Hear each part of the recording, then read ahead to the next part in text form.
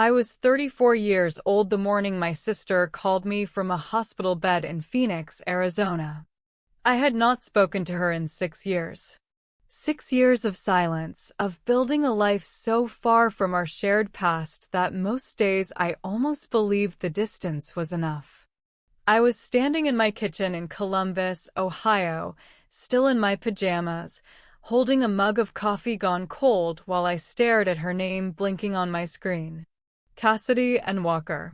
The name I had trained myself not to feel anything about. My hand was shaking, but not from the cold morning air coming through the window above the sink. I knew, even before I picked up, that whatever she was about to say would drag me back to the worst night of my life.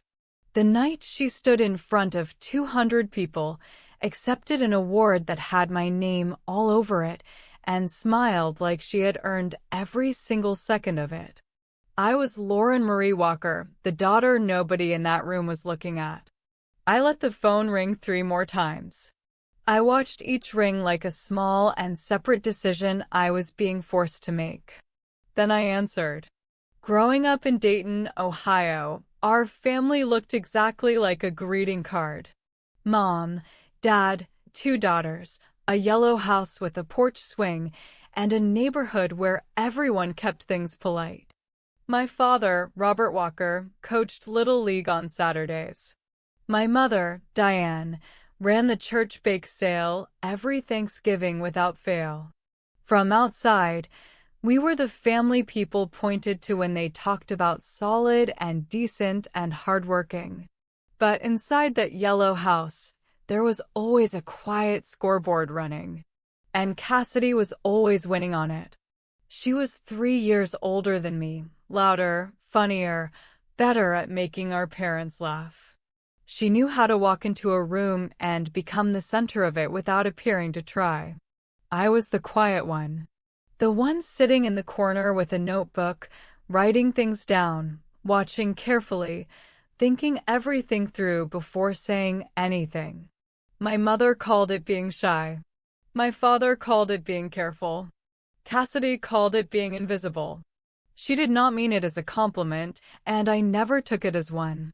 I learned early that in our house, being invisible meant being forgotten, and being forgotten was only one small step from not mattering at all. The Family Legacy Award meant everything in Dayton's community circles. It was given every 2 years by the Dayton Community Foundation to a family showing what they called extraordinary commitment to service and the values that hold neighborhoods together. It was not just a plaque.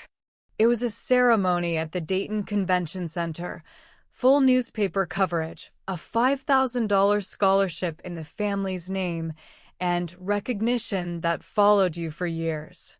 Our family had been nominated the year I turned 17. The award was not given to the family as a whole. One person was selected to represent the family, to stand at the podium and speak about what the family had done and why they deserved to be honored. That person was supposed to be me.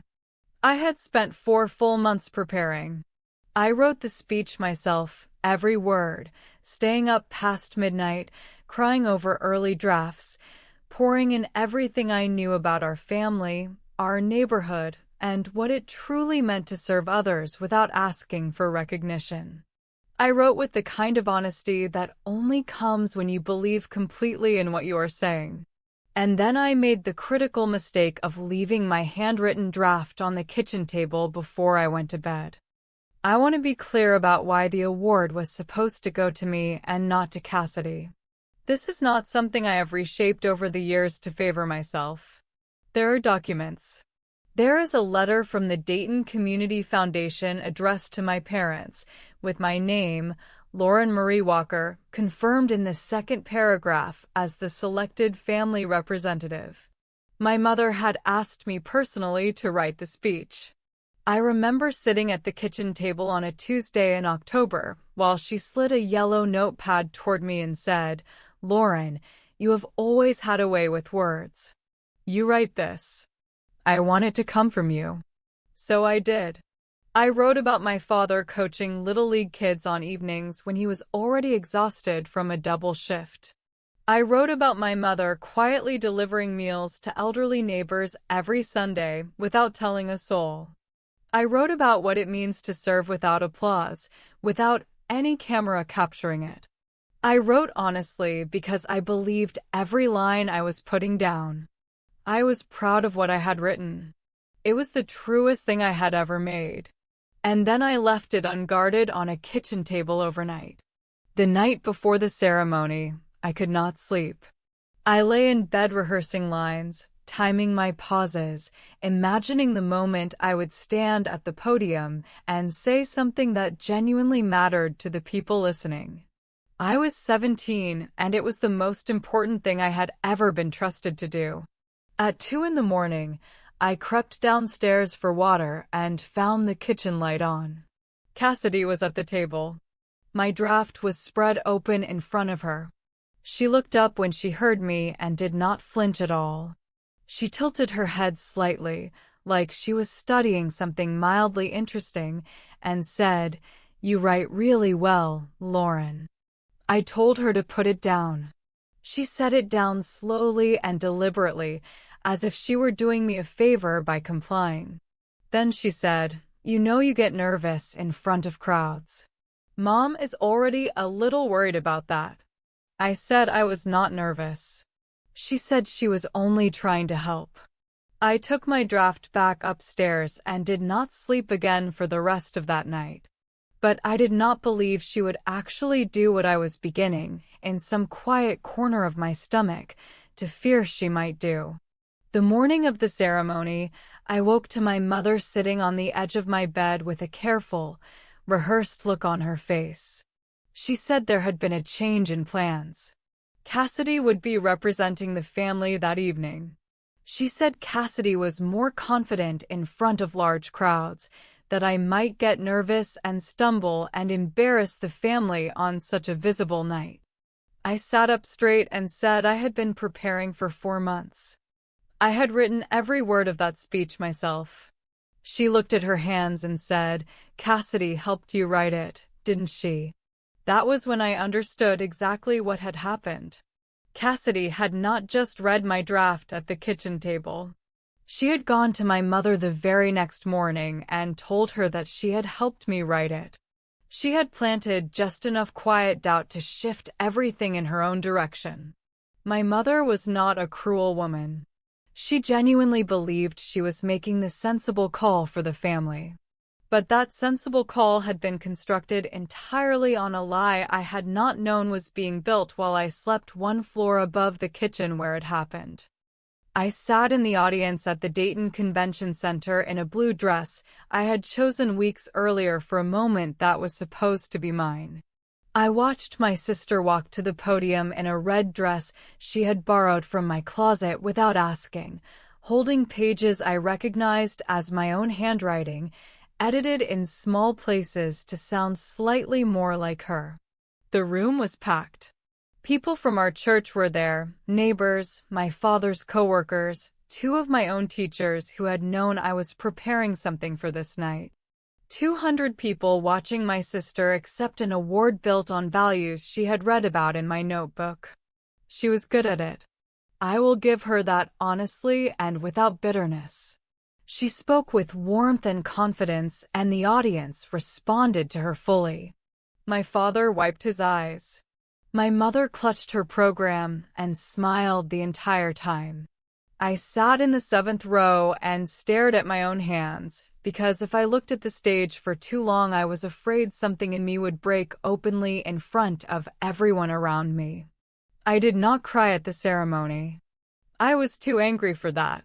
The tears came later, alone in a bathroom stall, where no one could see or hear me. I never told anyone outside our family what had actually happened. Not my school friends who had known I was excited and nervous about the speech. Not my English teacher who had offered to help me rehearse. Not anyone. Partly because I did not know how to tell the truth without sounding like I was performing bitterness. partly because my family closed ranks around the official story immediately and completely. Within a week, the world's version was clean and simple. Cassidy Walker had accepted the Family Legacy Award on behalf of the Walker family. My name appeared nowhere. The newspaper photograph showed Cassidy holding the plaque with my parents on either side, and a small visible gap where I had stood for the first photo before quietly stepping out of frame before the final shot. I told myself awards were not the real point of anything. I told myself the truth had a reliable way of surfacing eventually, that people who took things unearned would always be found out, that my time would come through other means. I was 17 years old and still young enough to believe all of that without much evidence. I was young enough, in other words, to be sincerely and deeply wrong about almost every important thing at once. The years after were quiet in the way that real damage usually is when nothing dramatic marks it from the outside. I graduated with strong marks, earned a partial scholarship to Ohio State, and studied nonprofit administration because I still genuinely believed in community service despite what it had cost me that night. I threw myself into coursework and internships and the slow work of building something entirely my own. Cassidy stayed in Dayton for several years after I left for Columbus. She worked at our parents' store for a while, moved into sales, then relocated to Phoenix with a man named Derek. She and I still spoke at family gatherings through those years. We hugged at Thanksgiving and smiled in photographs and never once mentioned the only thing between us that actually required any words. My parents never brought it up either.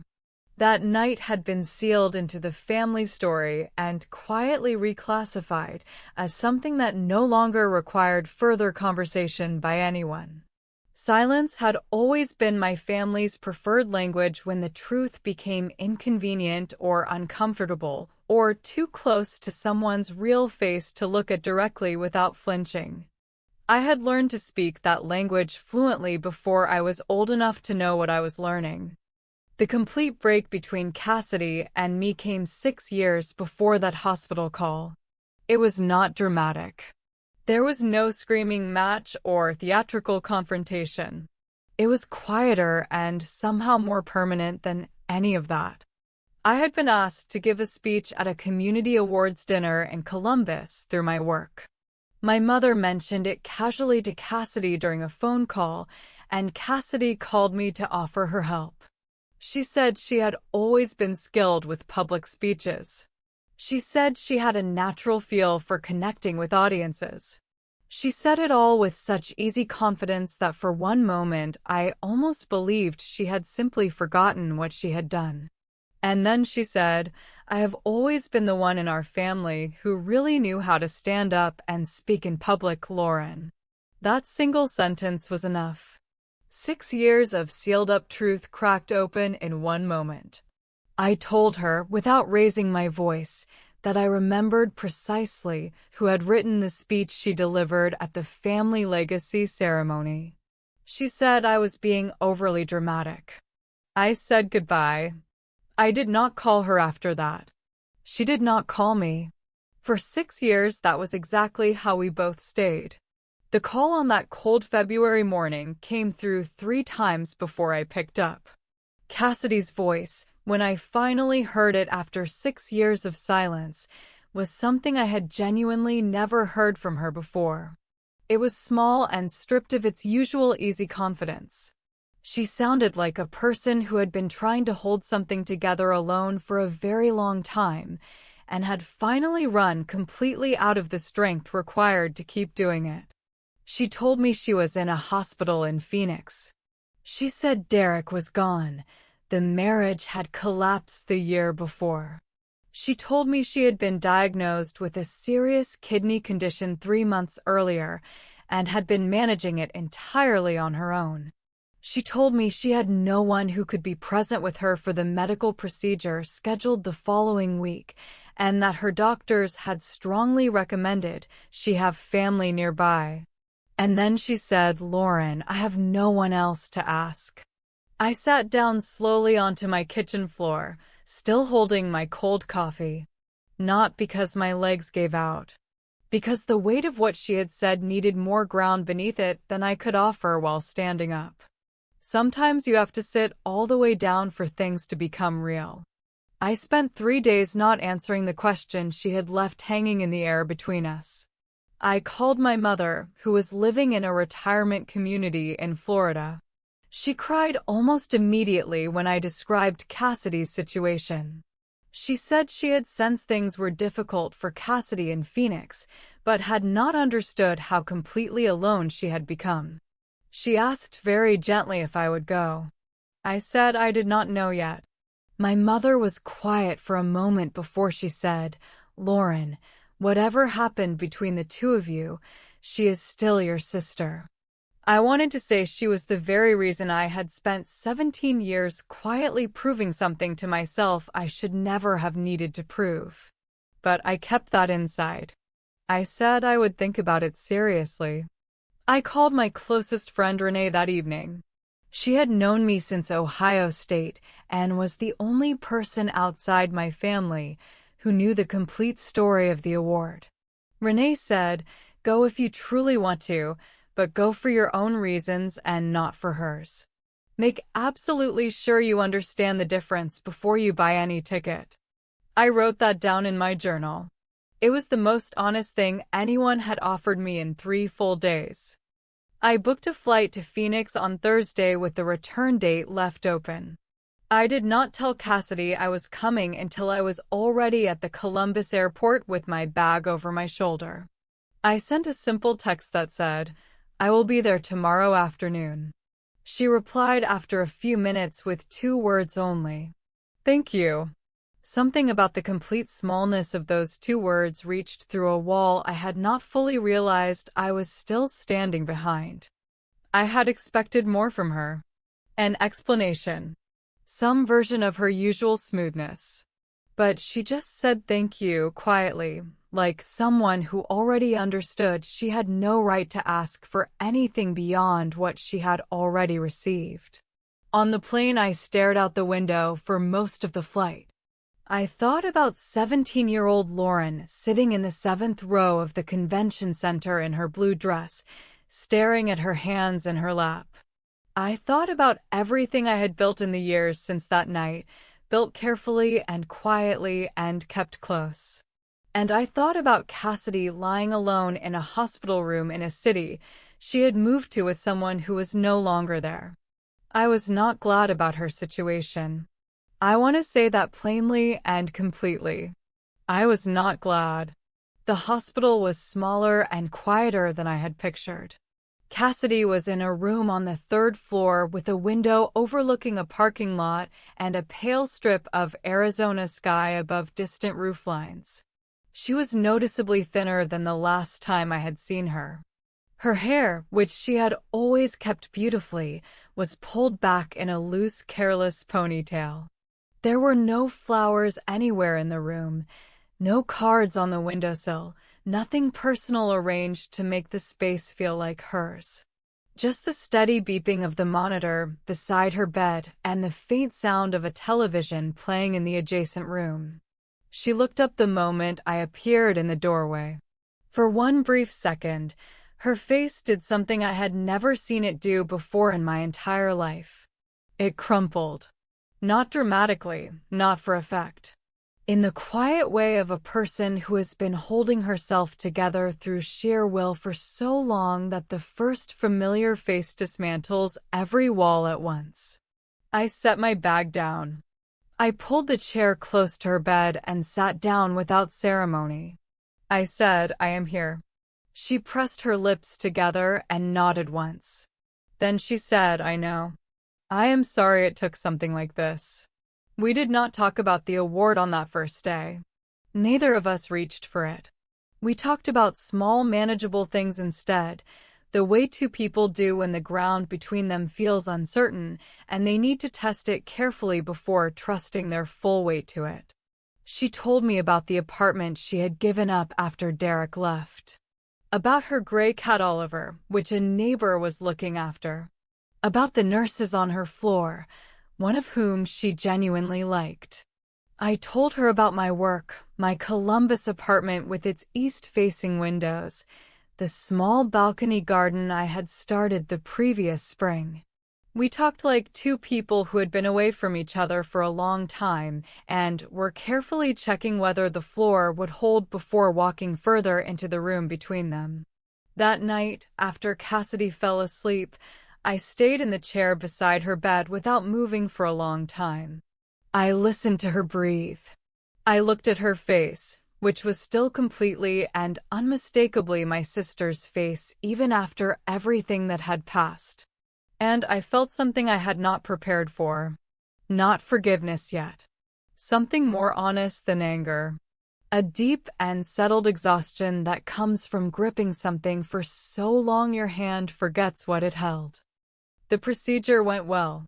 Cassidy came through it steadily, and by the second day she was sitting up in bed and eating more than she had in weeks, according to the nurse who seemed to revise her opinion of Cassidy once she saw that someone had genuinely shown up and remained. I stayed 5 full days. Each night I returned to my hotel and sat with my journal, the television off. I was not ready to pretend nothing had happened between us. But I was no longer willing to carry the complete weight of it alone when the person who owed me the other half of that weight was 2 blocks away. On the 4th evening, I came back to find Cassidy awake, sitting up, the television switched off and her hands still in her lap. She looked directly at me when I sat down and said, "Lauren, I need to tell you something." I looked back at her steadily.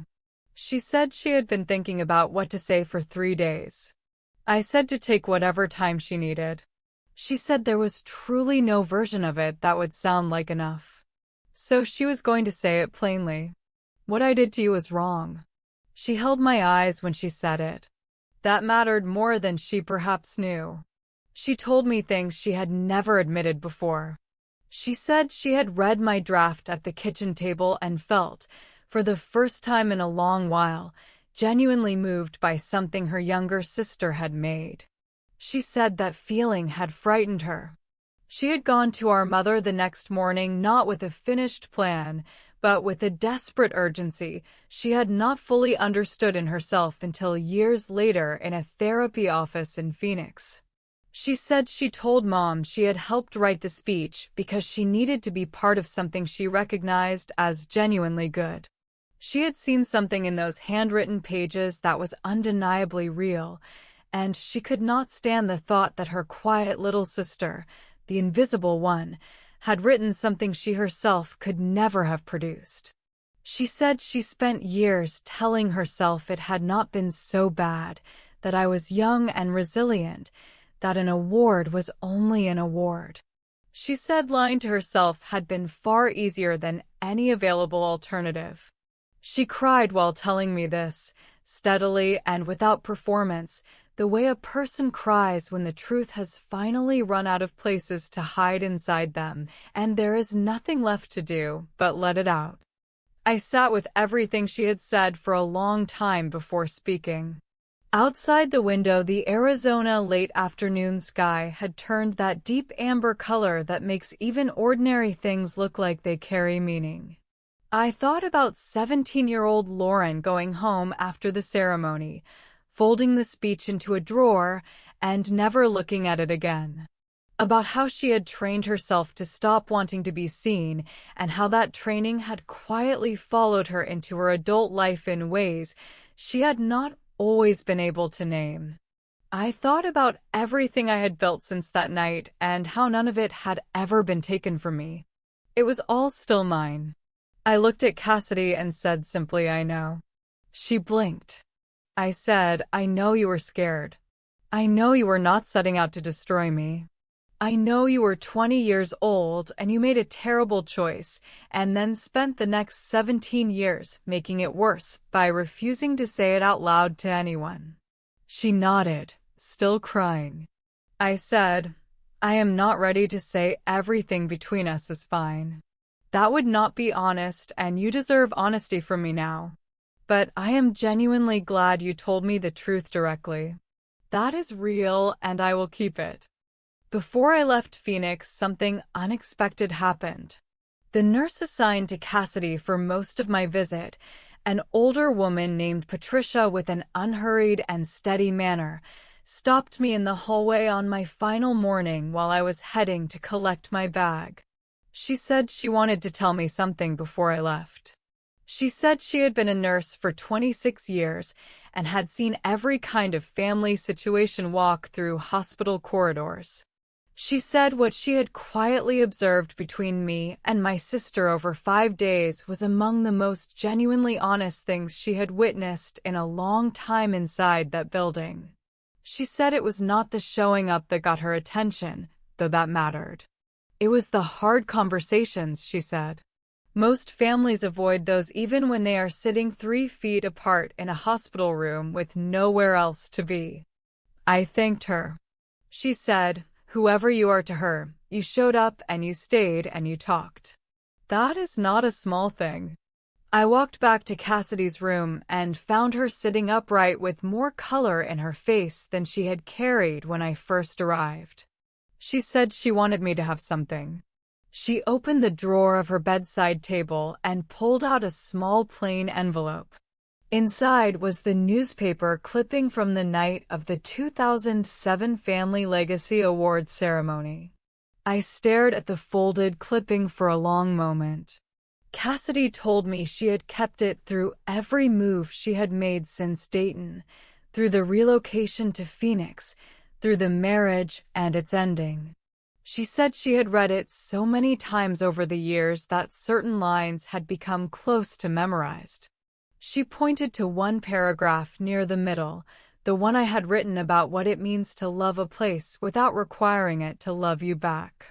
She said that paragraph had shifted something in how she understood home, family, and the kind of person she wanted to eventually become. She said she had failed to become that person for a long time.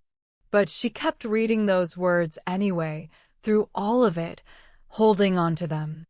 I folded the clipping carefully along its original crease and placed it in my jacket pocket, close to me. I did not say anything for several minutes. There was nothing that needed language in that exact moment. Some things do not. Sometimes the most complete response to being finally seen by someone who refused to look for so long is simply the quiet knowledge that yes, you are there. You were always there. The other person just was not ready to look. I called my mother from a corner of the Phoenix airport before boarding. She answered on the second ring, which told me she had been sitting somewhere holding her phone and waiting. I told her Cassidy would recover well and that the two of us had talked during my visit. My mother went very quiet. She asked carefully what we had talked about. I told her directly that we had talked about the awards ceremony. She was silent long enough that I checked the call was still connected. Then she said, "Lauren, I have thought about that night far more times than you probably know." I said, "Mom, I understand that you believed what Cassidy told you that morning. I know you were not trying to harm me." She said, "I should have come to you first.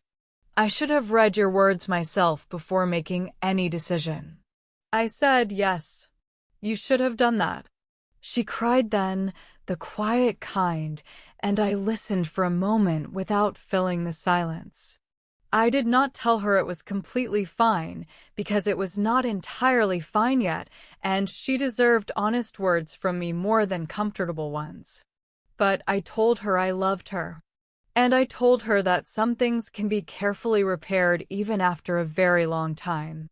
She said she hoped that with everything she had. I told her I was starting to believe it too. On the flight home from Phoenix, somewhere above New Mexico with the evening light turning clouds below into something that looked almost intentional, I opened my journal and did something I had not done in 17 years. I rewrote the speech. Not entirely from memory, though certain lines had never completely left me. I wrote it from where I now stood, as a 34-year-old woman who had spent most of her adult life doing work she genuinely believed in, quietly, without ceremony, without a plaque, without anyone in a room of 200 people ever saying her name aloud to recognize her.